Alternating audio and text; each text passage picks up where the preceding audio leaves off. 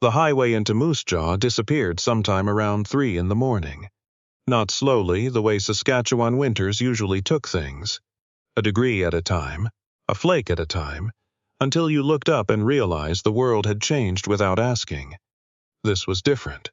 This was a whiteout that came down like a fist, the kind that turned headlights back on themselves and made the ditch on either side of the road purely theoretical. Fletcher Dowd had driven this stretch of the Trans-Canada more times than he could count. He knew where the grain elevator sat, where the service road branched off toward the old farm his father had sold in 1987, where the guardrail ended and the drop began. None of that mattered anymore. The storm had erased all of it.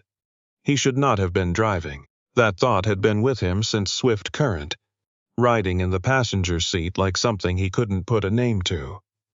He'd left the Legion at 9:30, stayed 2 cups of coffee past the point where anyone would have blamed him for leaving, and then sat in the parking lot for 20 minutes, watching the snow move sideways under the floodlights. The woman at the bar had asked if he wanted her to call someone. He'd said no without thinking about it, because there wasn't anyone to call. That was the whole problem. That was the problem that had been sitting in the passenger seat for going on 4 years now. Fletcher was 53 years old. He had served 2 tours with JTF2, Canada's answer to the SEALs, quieter, colder, less celebrated, and had come home from the second one in a way that didn't feel like coming home at all. He had a house in Moose Jaw because his wife had loved Moose Jaw, had grown up there, had said once that the prairie light in October was the most beautiful thing she'd ever seen. Diane had been wrong about very few things. She was right about the light. She was gone now. 3 years, 8 months, and some number of days he'd stopped counting because counting made it worse.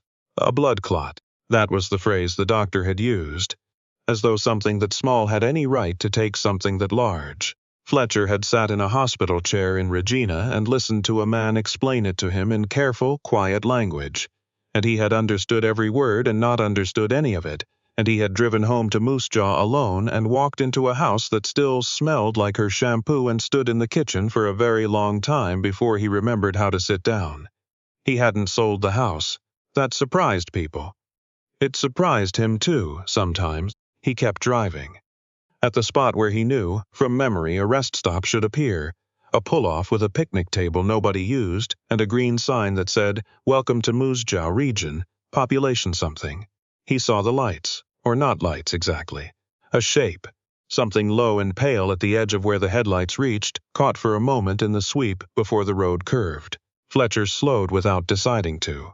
He had learned in 22 years of doing work that required him to notice things, that the body sometimes knew before the mind caught up. His hands brought the truck to a stop on the shoulder. His foot held the brake. His eyes found the shape again. It was a dog. She was sitting in the snow at the edge of the ditch, not moving, not running from the headlights the way a stray would. Just sitting. Her coat was dark and matted with ice. A German shepherd by the look of her, and even at this distance Fletcher could see the particular stillness of an animal that had run out of options, and arrived at something quieter on the other side of panic. She wasn't trembling anymore. That was the part that worried him. He left the engine running and got out. The wind came at him sideways, and he put his shoulder into it and walked toward her with his hands open and low, the way you approach something frightened, not something dangerous. She watched him come. Her eyes were amber in the headlight wash, and there was nothing feral in them, just tired. "Hey," Fletcher said. He said it the way he'd said it to men in bad situations, low and even, no sudden movements in the voice. "Hey, I see you." She didn't move when he crouched down. Didn't snap, didn't bolt. Then he saw the second shape, and the third. Tucked underneath her, pressed against the warmth of her belly, where there wasn't much warmth left, were 2 puppies. They couldn't have been more than 6 weeks old. One was darker, one was lighter, and they were both so still that for a moment Fletcher's chest went cold in a way that had nothing to do with the temperature. Then the darker one shifted, pressed its nose harder against its mother, and he breathed again.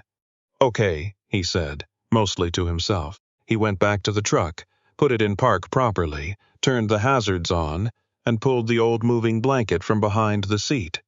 The one that had been there since the move, the one Diane had thrown back there to protect a chair she'd found at a garage sale, and loved immediately and unreservedly in the way she loved most things. He carried it back to the dog. She let him wrap her. That was the thing that stayed with him afterward, the detail he came back to in the days that followed. She was a frightened, frozen animal with 2 puppies in the middle of a Saskatchewan blizzard, and she let a stranger wrap a blanket around her without hesitation, as though she had made a decision, assessed the situation, and concluded that trust was the only move left. Fletcher understood that. He understood it in a way he couldn't have explained to someone who hadn't been where he'd been. He carried her to the passenger side. The puppies went in his jacket, against his chest, tucked into the front pocket of his canvas coat, and he held them there with one arm crossed over them while he got back in the truck and turned the heat to maximum and pulled slowly back onto the highway. The smaller puppy made a sound like a question.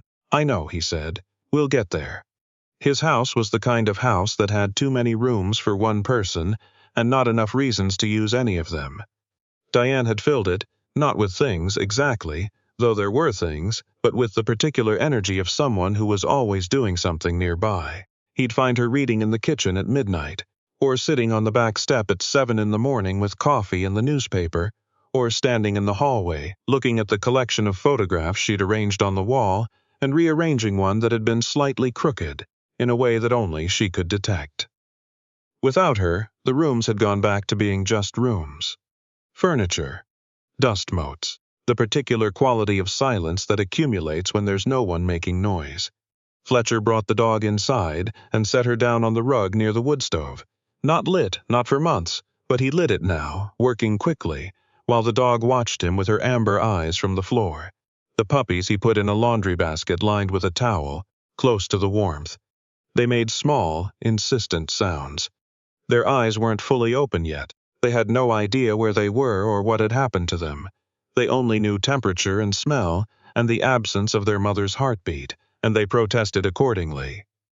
"She's right there," Fletcher told them. "She can hear you." The dog's ear swiveled toward the basket. He went to the kitchen and found what he had, which wasn't much.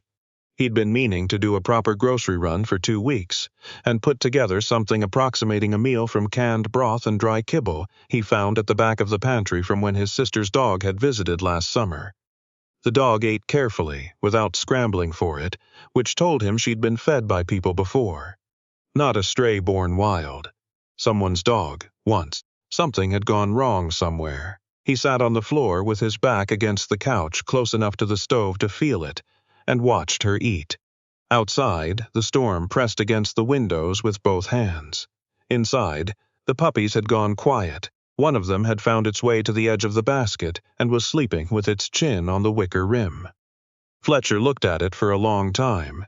He didn't know why it made his chest ache the way it did. Or maybe he did know and wasn't ready to say it. The house hadn't felt occupied in a long time. Tonight it did.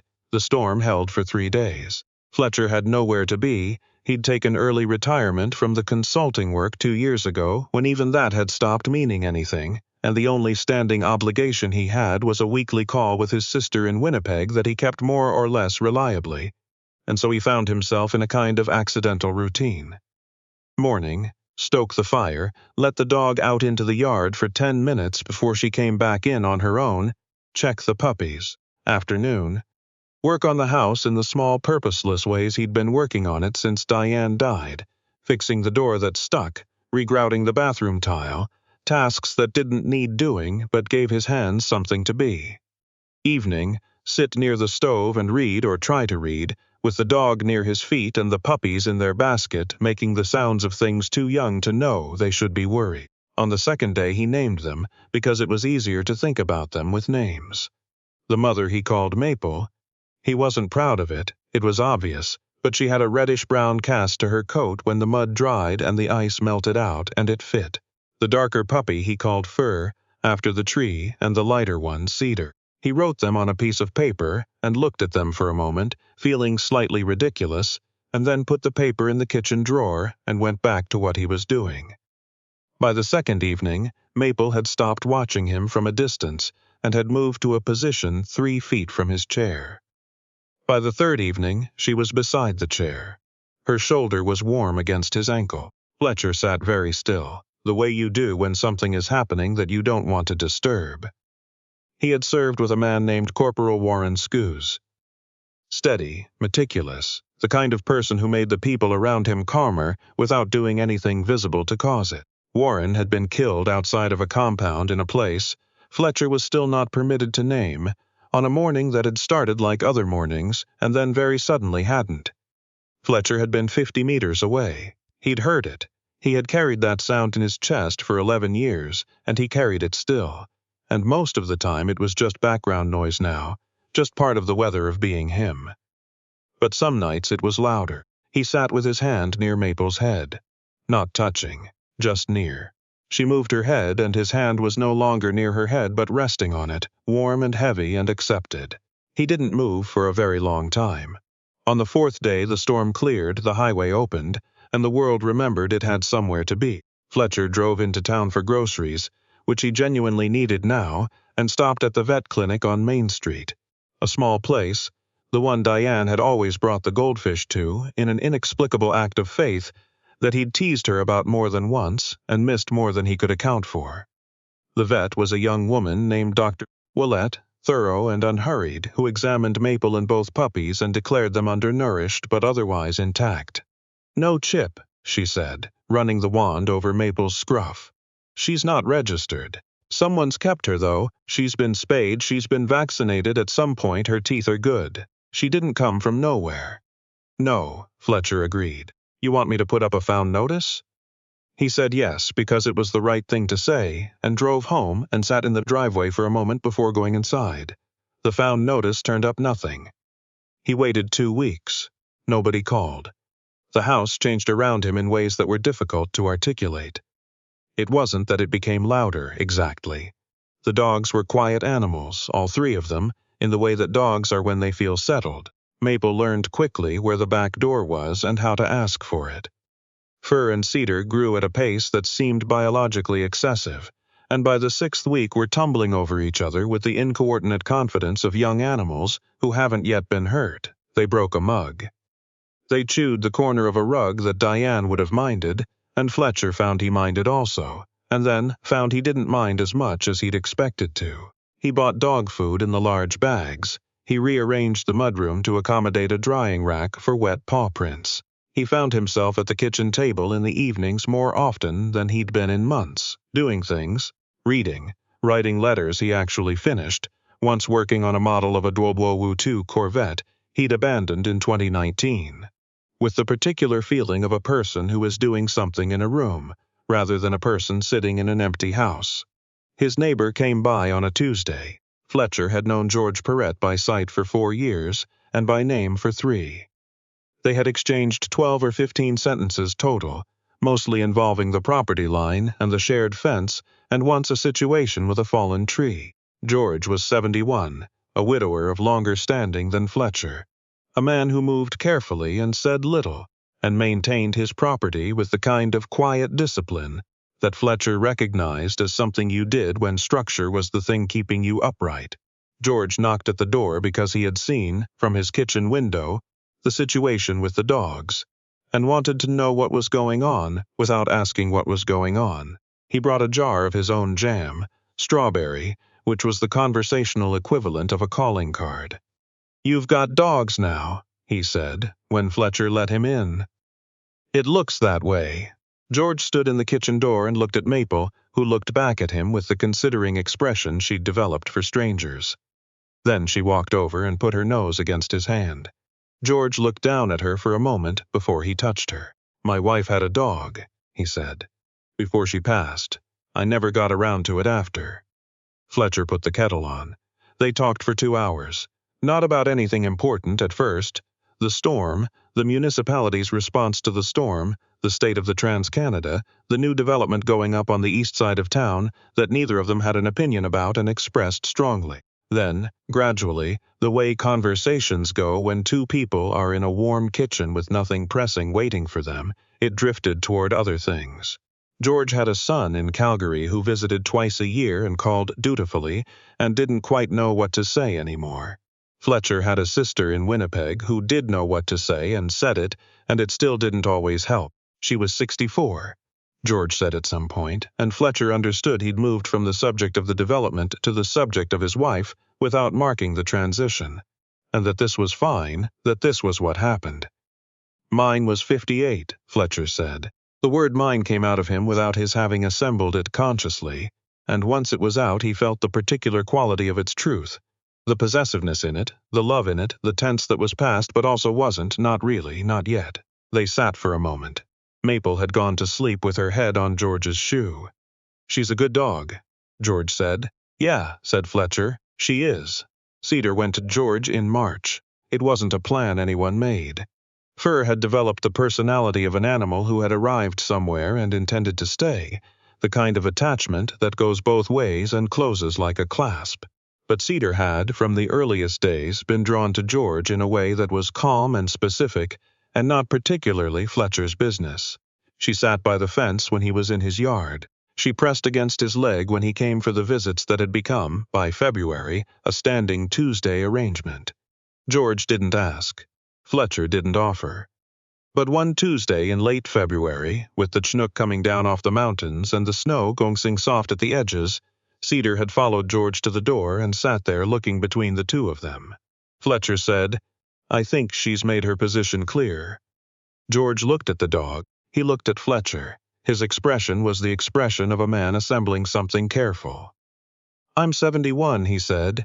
"You're in better shape than I am," Fletcher said, which was arguably true. Cedar made the small sound she made when she wanted something. George took her home. He came back the following Tuesday with a new collar on her, and a look on his face that Fletcher recognized. Had seen it in mirrors, briefly and with surprise, in the weeks after Maple had first put her head on his hand in the dark, the look of a person who has let something back in. The photograph on the hallway wall had been crooked for 3 years and 8 months. Diane had been the one who knew which way to tilt it, the minor correction that made it right. Fletcher had tried twice, early on, and gotten it wrong both times. Too far one way, then the other, and eventually had stopped trying and just not looked at that section of wall if he could help it. On an evening in April, with Maple asleep in the kitchen and Fur stretched out at full absurd length across the couch, Fletcher stood in the hallway and looked at the photograph. It was from their trip to Cape Breton in 2014, the last vacation they took before things got complicated. Diane, at the edge of the Cabot Trail, laughing at something he'd said that he could no longer remember, the Atlantic behind her, the light doing what it did on that coast in September when it had nowhere else to be. He straightened it. He wasn't sure he'd gotten it right, but he looked at it for a long time, and he was almost certain she would have said yes. That's it, that's the one. Moose Jaw in spring is its own particular argument for the prairie, for the flatness and the sky, and the particular quality of light at the end of winter when the snow pulls back and the land underneath emerges, still cold, still brown, still undecided about what it's going to do. Fletcher drove the Trans-Canada in April, with the windows cracked and Maple in the back seat, and Fur with his nose to the gap in the window, reading the air at 100 kilometers an hour like a thing printed on the wind. He thought about Warren's scoos, as he did sometimes on drives. The way the morning had started, the sound, the specific and irrevocable way that moment existed and could not be changed. He carried it. He expected to carry it always. That was simply the arithmetic of being the one who came home.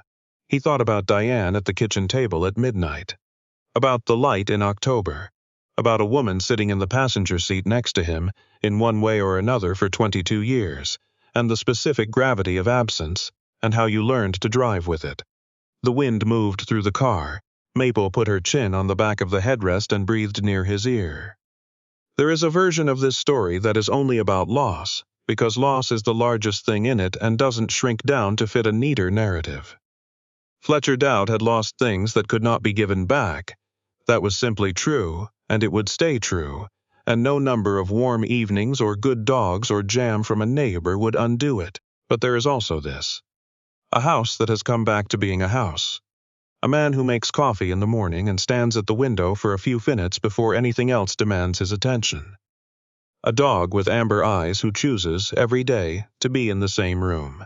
A Tuesday, reliable as weather, when the old man from next door comes over with something from his garden or his kitchen and stays until the light goes. A photograph hanging straight on a hallway wall in Moose Jaw.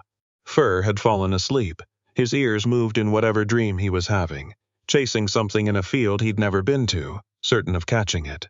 The highway unrolled ahead, pale and purposeful, and Fletcher Dowd drove.